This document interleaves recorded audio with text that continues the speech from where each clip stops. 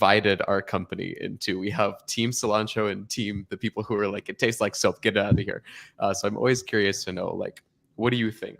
Do you like cilantro? Are you team? No, I'm from Venezuela, and we use cilantro in like many of our national dishes. So I have to say that I'm a really big fan of cilantro. There you go. And I like Okay. cooking, and I like ceviche a lot. And one Mm. of the main ingredients for ceviche is cilantro. So Oh, it's important. there you go. There you go. I'm happy to hear. Yeah. I always like to know when there's other cilantro lovers as well, because I know that I'm friends with a few people who are like, it tastes like soap. Like I can't even have it It's if it gets. controversial. It's controversial. Yes, Yeah. yes. So Yeah. so a lot of our Zeppelin crew will be very happy to hear that we've got another fan. Awesome. Well, Cilantro thank you. lover. Yes, another cilantro lover. Well, thank you so much. We are officially live now on all the platforms that we need to be. We can hear you good, see you. Everything looks great. We've got a fantastic view. I'm living vicariously through your view of the city out in the back. I appreciate you coming on here, Miguel. For those of you who are just joining, this is our community interview series here at Zeppelin called Design to Dev, where we talk to folks who are building and designing beautiful products. And today we have with us Miguel. If you want to go ahead and introduce yourself, tell us who you are, what you do. We'd love to get to know you. Of course, my pleasure. Well, thank you so much for the invite. It's actually funny. I tweeted out the other day that it's really on one hand it's like fun, and on the other hand it's kind of like it feels like an achievement when like one of your favorite design tools just like approaches you and like you actually do something with them. Like somebody tells me that I will have this interview with you guys like 3 4 years ago, I wouldn't, I would say, okay, tell me a better joke. So it's really nice to be here, so I really appreciate Awesome. it. Well, I'm not the biggest fan of talking about myself, but just for the purpose of like giving like a little intro and background. Well, I'm Miguel. I'm originally from Venezuela. I well, I'm an engineer, so I have technical background, but I diverted into the design world from very early on. I always like tech, but at the same time, I'm also like a very creative person. I did painting. I'm a photographer as well, so I have like some sort of like intersection between like tech, logic, and like art. Like being creative and so on. So it's really fun to be like again like in the middle of these two. Well, I'm the co-founder of Mantis and Picasso. Both are protocols that belong to the Composable Foundation. Um, yeah, it's just basically we work in the Web3 space, and more specifically with crypto. On the Picasso side, it's more a project that helps people to send assets between different ecosystems. Mm. So basically, we use a specific type of technology that allows this to happen in a decentralized and non-custodial way. Because typically, one of the burdens of crypto is that you have to like utilize many different applications to go from one side to the other. Yep. Again, I don't want to go too like deep into the strings of like crypto and tech, but that's basically what Picasso is in a nutshell. On the Mantis side, it's more a user interfacing application that is kind of like leveraging this technology that we also have on the Picasso side. Mhm.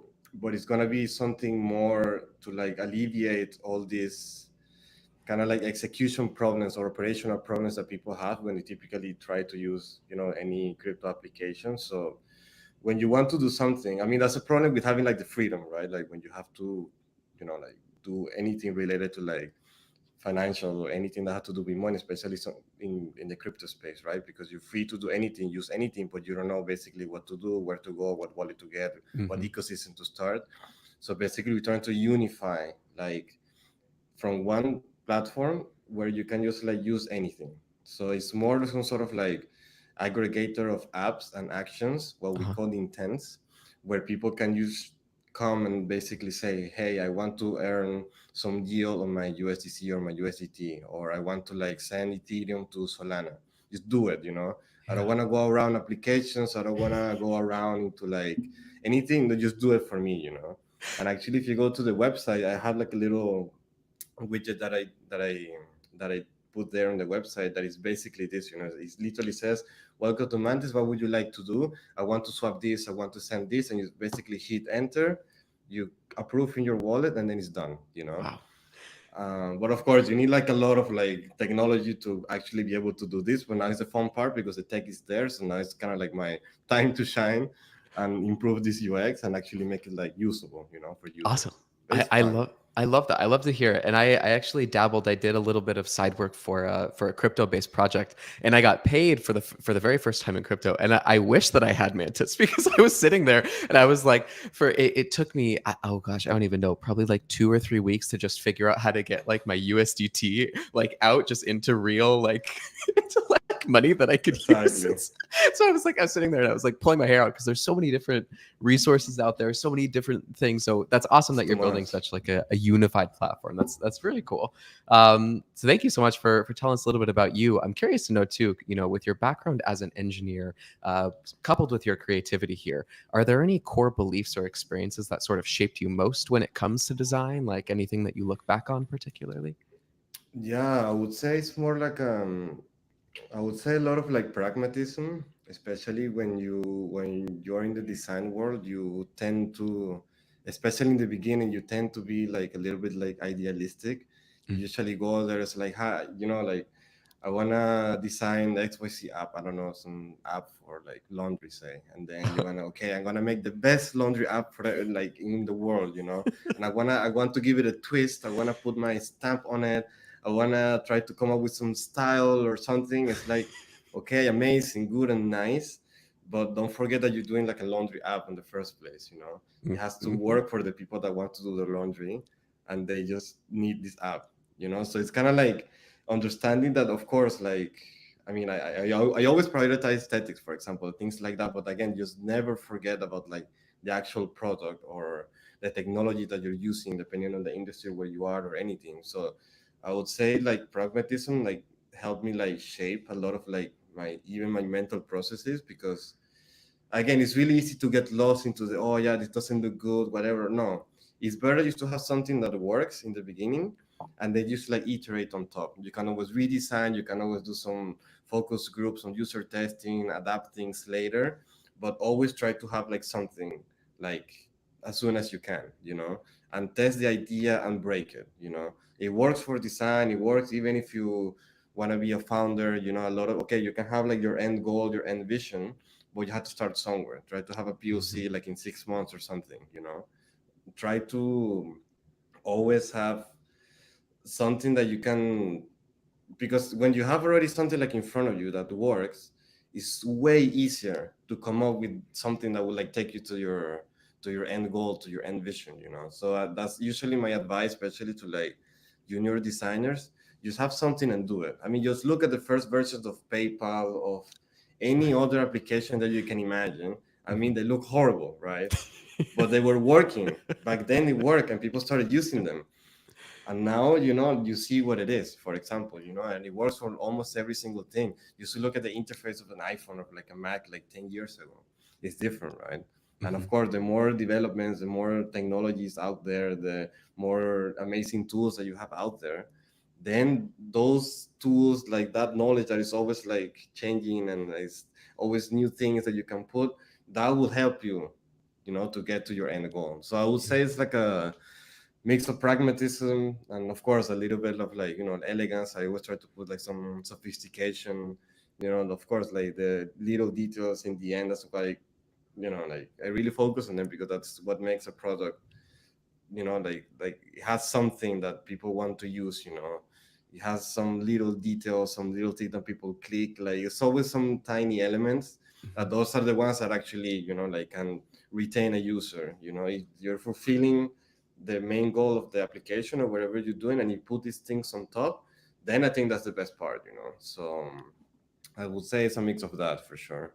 I like that. I like how you are sort of dead set in the middle. And I think that your experience helps with that too, that you have both the engineering background and the design now too, you know, because you understand technical limitations of what the platforms require versus also like, okay, what can I actually do now with those? And you can push Exactly. those to the limit. So that's awesome. And I especially loved when you said to not like overdo it, because I feel like there are also examples too of like a Craigslist where it's like, you know, Craigslist Yeah. hasn't changed in how many years since it was done. So there's, you know, one way or another, there's like what you could be completely pragmatic and very realistic of doing the Craigslist, of just putting it out there, whatever works, or you can overdo it. But I like how you're sort of like in the middle with that experience too. Yeah, it's important. Awesome. Well, thank you so much. I'm really excited to talk to you a little bit more specifically about design for Web3 and crypto, because I think that that's a really big emerging market that a lot of people can sort of pivot to or get in on to. So I'm very curious to know, like, what are the main things to consider about designing for Web3 and crypto? Well, I think first of all, I know it might sound a little bit like harsh, but you have to have some sort of like experience. You need to, like you cannot just go and try to design in this industry without utilizing like the major apps, or utilize and have some sort of like exposure to like the major ecosystems, right? Hmm. Because if you how can you understand like the intrinsics of like how a wallet works on Solana or like on Cosmos or Ethereum? They're like always like really particular things that you have to keep in mind when you have to design. That on one side. And then, for example, there are things like times, like some blockchains are more fast than others. Some blockchains, they have like better wallets than others. Some blockchains, they ask you to approve the transaction and then actually do the transaction. Some of them, they just go direct, you don't have to approve anything. Understanding things like transaction anxiety, for example, sometimes when you use, for example, on the Picasso side, that is a bridge, you're literally sending money from one ecosystem to the other. So this period where the money is like moving right from one place to the other, I mean, it's your money, and then at some point you don't see it in your original wallet. At some point the money is kind of like gone, so to Uh-huh. say, because you don't see it anywhere. The only thing that is telling you that your money is, that is good, is safe and sound, that is not lost, basically, is the UI. It's probably like some tiny stepper or some tiny snack bar that is just there, like with some loading spinner, and you're there kind of like, okay, man, like when there's my money there, I send, even if you send like $50, it's gonna be like, oh, and like, okay, where's my $50? I wonder. Yep. So this is really important to understand, because then it's going to be way easier for you to actually design something that makes sense. And it's really, I mean, it's a really, yeah, like not wild industry, but it's like very aggressive when it comes to like competition. Hmm. So you have like many different apps doing like very similar things in many ecosystems. So if you don't actually try to take the time, understand like what you're actually designing, try the other apps that are doing something similar, and then try to design something better. I mean, it's going to be a little bit complicated if you do the previous step, because understanding the like these things that I said, like, like times, like security, the app diversity, for example. I always say this, that like you have like many different types of apps designed for like many different type of users. And Mm. in Web3 and crypto, you have a lot of apps that are basically only for developers. You don't Okay. need to spend so much time. And also like developers, they have like a really particular way of like understanding things. For example, if they need to see some information, you don't have to make like a fancy tab with some fancy filtering, whatever, like Yeah. just make a really boring table or something, and just basically show the transaction. I need to see if you're making some sort of like blockchain explorer to see transactions, for example. It's not something that typical users would just go and see, unless you're Mhm. curious, which is, I mean, it's totally fine.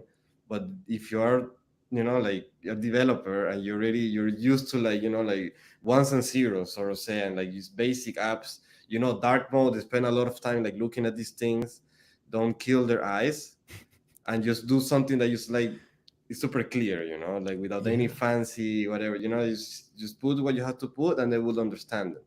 And then you, as a designer, you basically achieve the mission, that is like providing some information to some of the engineers that you have, for example. So it's not a, that's what I mean before, with like understanding what you're designing, and Hmm. even try to do it yourself, because that will open up your head and your mind to like understand, okay, I don't have to go the extra mile designing this particular part, right? But if I'm doing something that is more like user interfacing, like something like, I don't know, like a bridge, or like a wallet, or I don't know, some lending protocol that is some sort of like bank, and you go and just like lend money, and on the other side you can also like borrow, or you provide liquidity, or like swapping one token for the other. You need to understand how to do this. You need to actually go make your first swap, send money from one ecosystem to the other, if you're making a bridge, for example, and like because then it's the only way that you're going to understand. Again, I wouldn't even say that this is like a problem or like a issue or like something that designers that go into this specific industry have to understand. I would say this is something that every single product designer should do. For example, if I'm making an app for booking, I don't know, like medical appointments, I mean, have you actually used any other medical appointment before? You had to do an appointment yourself and suffer from the lack of availability of like doctors. You cannot chat with them. You don't see like all these different things, right? Mm-hmm. And I think that's also like a mistake, like a lot of product designers, especially when they're junior, because they will just like literally take whatever comes to them. I mean, which makes sense. It's okay, but like at least then try to like really get into it before you start designing, because it's not that it's gonna be harder, it's that it's gonna become way easier. I usually say that, because it's yeah, I mean what we do is basically like problem solving. We're basically kind of like translators between an intention that people have, that's why they want to use a XYZ service or product or whatever, and the product itself.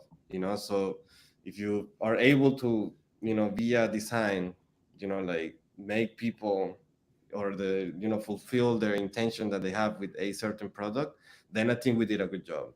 And then whatever way you find, it's all valid, it's all good, as long as your users are satisfied, and as long as, well, also you can say that you can always do things a little bit more like elegant and sophisticated, but again, Sure. that's kind of like the cherry on the top. If you Sure. can do it, amazing, but make sure you fulfill the initial like intentions that people have.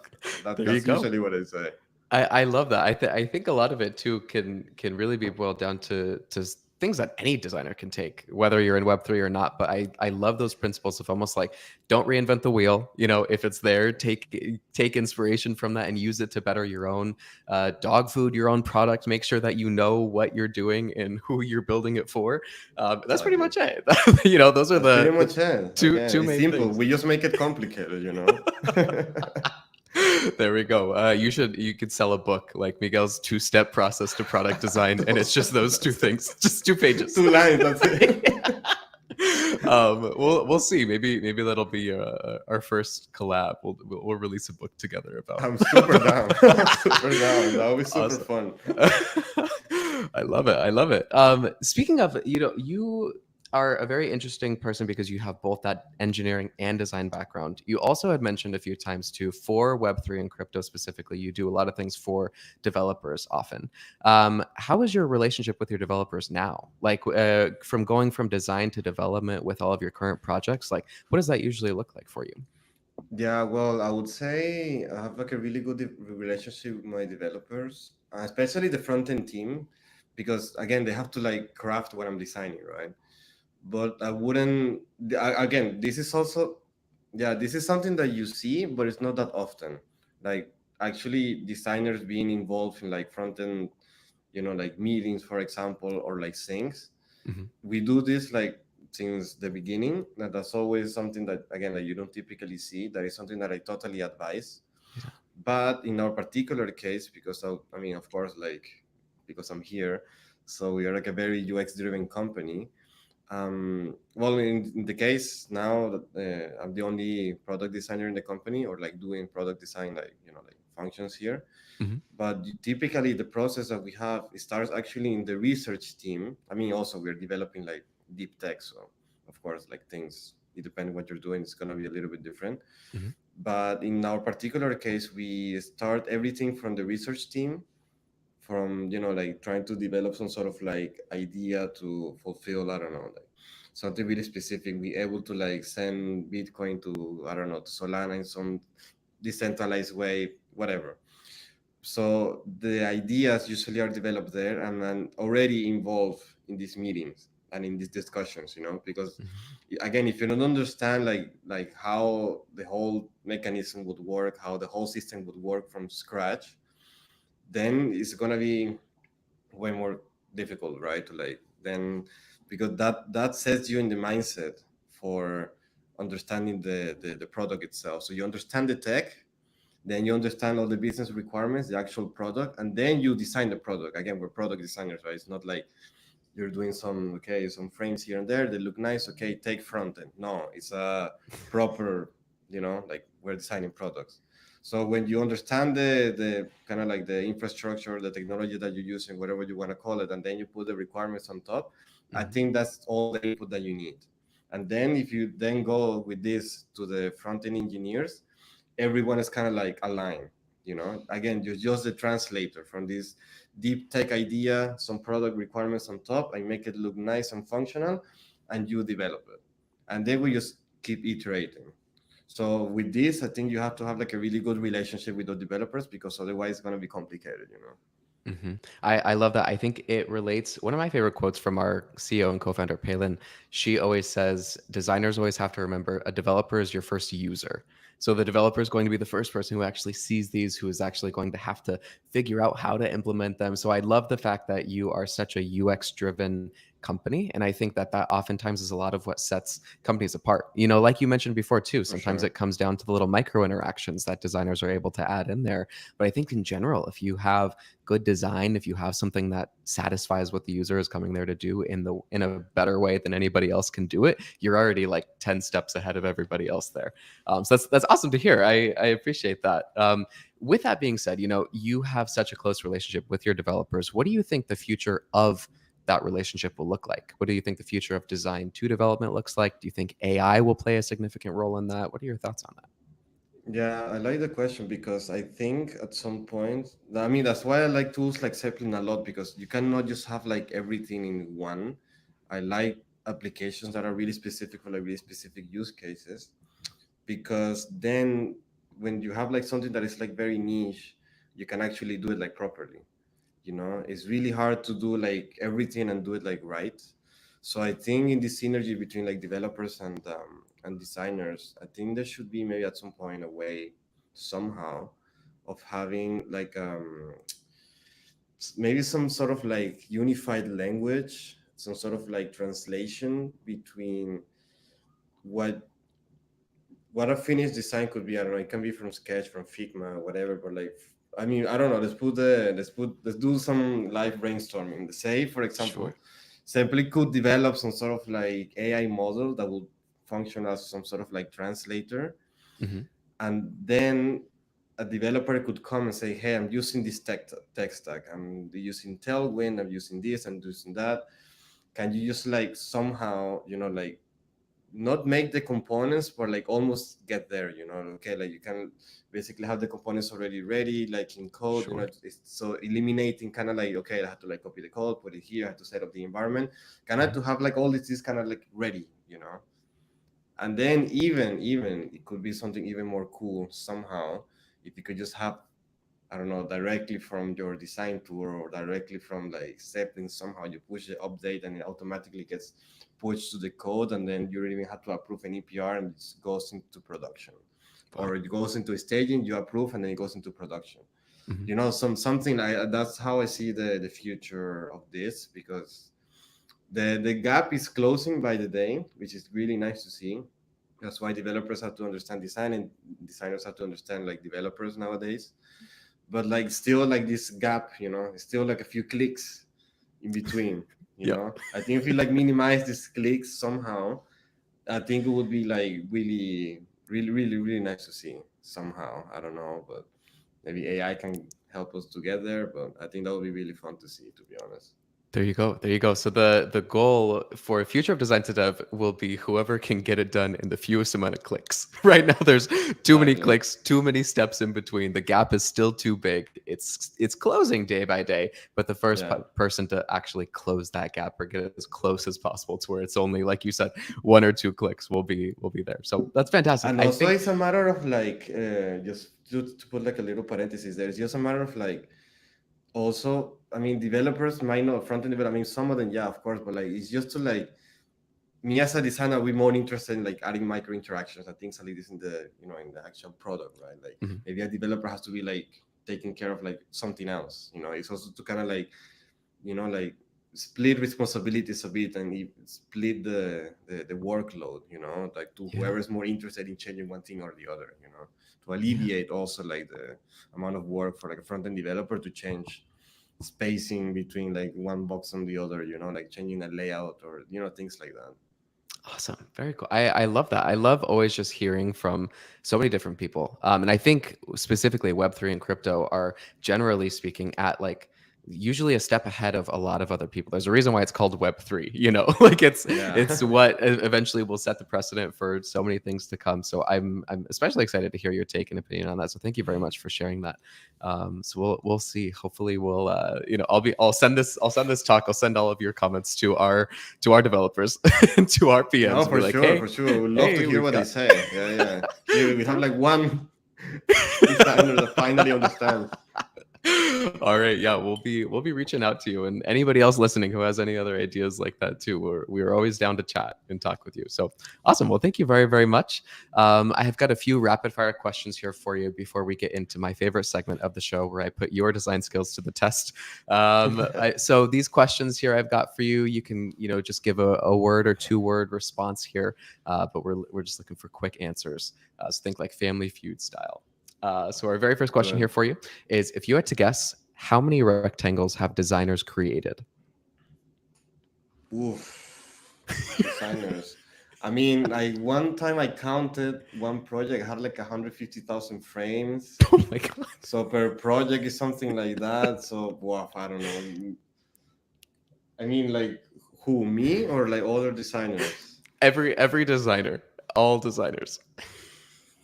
I mean, billions, billions, billions, probably even in the trillions already. Mm, there we go. For I sure, love yeah. the answer. I think trillions is a good answer. I think that's very close to what it possibly could be. I ask this question every time. We've gotten answers all the way from like 2 million up to like infinity, and so I think like a few Oh well, trillion, yeah, yeah.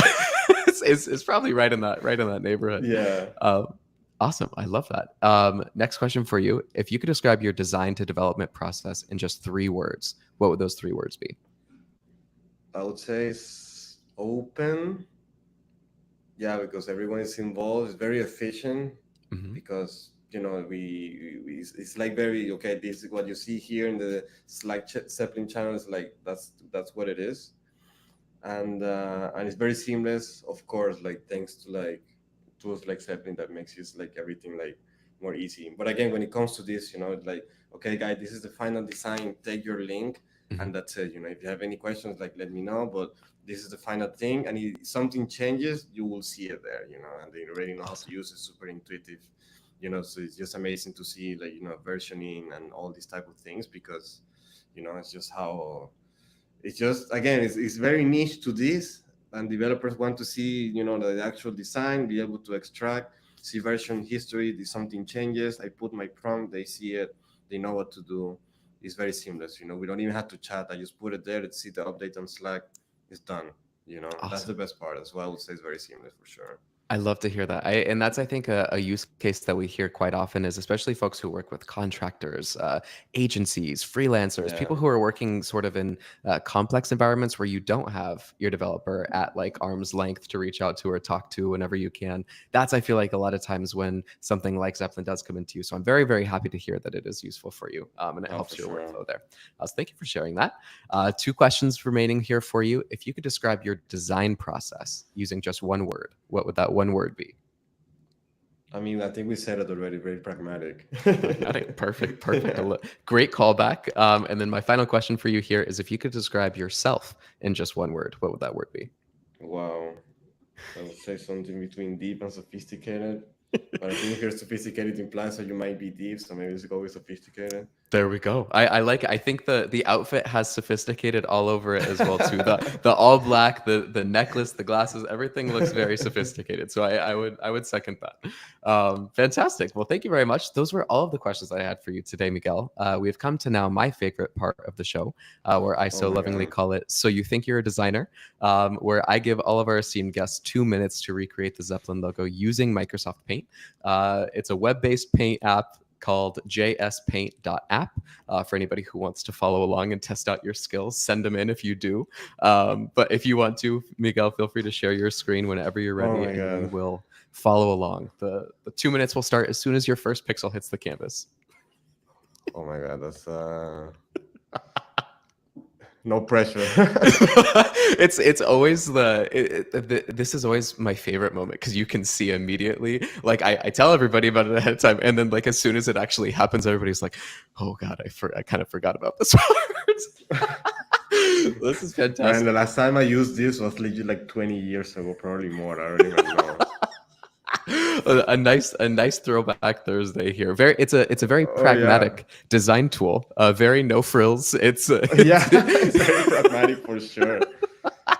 all right. Well, you Good. have 2 minutes. Whenever the first pixel hits the canvas is when I will start your 2 minutes, and I'll let you know once we've got a minute, 30 seconds. I'll do all the Okay. time checks. So feel Okay, free to walk us through your process. I'm left-handed. I don't have much space here, so I'm gonna have to like, Maneuver yourself however you yeah, how need. to maneuver. Yeah, yeah, yeah, yeah. I think, yeah, it's okay.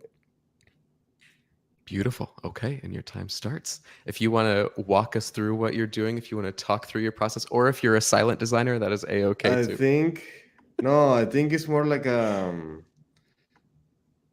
I want to do something more, how to say, like moody, like with some sort of like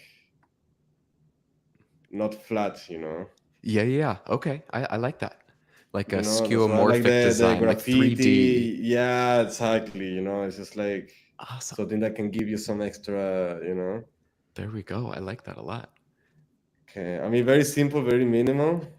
I think we can like keep it like this, or I don't know, maybe we can try to put some black. Nah, no, no, no, no. It And doesn't you've go. It got doesn't go. you've got about a minute left, so you still got some good time if you want to add anything, you want to do anything you'd like. This is your Okay, playground here. let's see. I mean, it's actually amazing, man. I think people should like come back to this somehow. I'm Yeah, trying to start a little paint revolution. I think man, I it's love it. I love it. I really love it. This is amazing. this is fantastic. This is a very nice take on the logo. I really like this a lot. And you've got about 30 seconds left, so we're still doing good on time if you want to add anything else. Yeah, no, I think we're good. Probably just gonna like I know I don't like this little gap here. I like this like yeah, like that. Yeah, I Beautiful. think we should be fine. I think we should be I love more it. I love to see it. And what my favorite part of doing this, you still have like 10 seconds if you want to keep adding. My I think we're favorite good. part, you're all good. Hands up. Yeah. Yeah. I love it. I love it. Pencils down, everybody. Like we're back in school. No, Yeah, I yeah, love yeah. showing these to all of the crew. I think this is always one of my favorite parts, one of their favorite parts as well too. So thank you very much. I really do appreciate it. If you want, you're welcome to stop sharing. Come back to the riverside, and we'll say our final goodbyes. But That Miguel, was I just amazing. awesome. Well, thank you. I had a lot of fun. It was fantastic to get to know you. So thank you so much again too, just for your time and for coming on our show. I really appreciate it. If there's any last words of wisdom, anything that you want to plug, feel free to do so. The world is your oyster. We've got a lot of people watching on X, on LinkedIn, on YouTube as well too. So feel free to chime in and leave some No, words of of course. wisdom. Like, thank you so much for the invite. Again, that was actually like my one of my goals for this year. Like, try to get a little bit more involved into the design community. Amazing. So that's actually, like I mean, it's like half of the year, so I still have some time. So Oh yeah. I think it worked out so far, so good. But yeah, no, really thank you because again, it's really nice. Again, like use these tools, but you oftentimes don't necessarily know there's like so many people behind them, that they have like initiatives, they have like community. So it's really good that you guys are doing this type of series and kind of like unifying, like the design world a little bit more. It's something that you typically don't see much because okay, there's some community initiative on like different tools and stuff, but it's more Hmm. like you don't have this, like the actual human talking, explaining, because again, anyone can say anything online, anyone can develop something and showcase and put it in a marketplace, whatever, but like actually understanding, the motivation, what people are doing, how they're doing it, why they're doing it, I think it's really important. I think it's actually when you can actually learn the most. um, so that's really great to, like to see initiatives like this, and of course like keep it up, keep it going. I think it's really important. And yeah, again, thank you for everything. It's been really, really fun. I hope it's the first one, Awesome. but not the last. And yeah, again, if people want to know a little bit more about me, you can find me on X at Miguel Santafé, some other projects at Picasso.network, at Mantis, to learn a little bit more about what we're doing. Also, if you're interested, if you have any questions, I'm always happy to chat. I'm always happy to, like, feel free to send me a DM. If you want to talk design, if you want to talk about crypto, I'm here. So, not going anywhere. Awesome, Miguel. Thank you so much. I know and I hope that a lot of people will get a lot of value from your session. I think you shared so many incredible things, so many helpful things too, not only just for new designers, but for designers who have been in it for a while too and are looking for a nice boost of like, oh yeah, this is why I got into it. So your speech was very inspiring to me. I appreciate all you shared. And thank you so much for coming on. It definitely will not be the last. And certainly won't be the last that we'll be talking with you, especially from Oh, for our sure. product crew and our developers. I think they'll be in touch And about your ideas to close that gap. super happy to. Awesome. Well, thank you all so much. We do try to host these shows every Wednesday, so feel free to tune in next week as well. We will see you then. But until then, have a great rest of your week, and thank you all so much again. Take care. You too. Bye Take care bye. and bye bye. See you soon.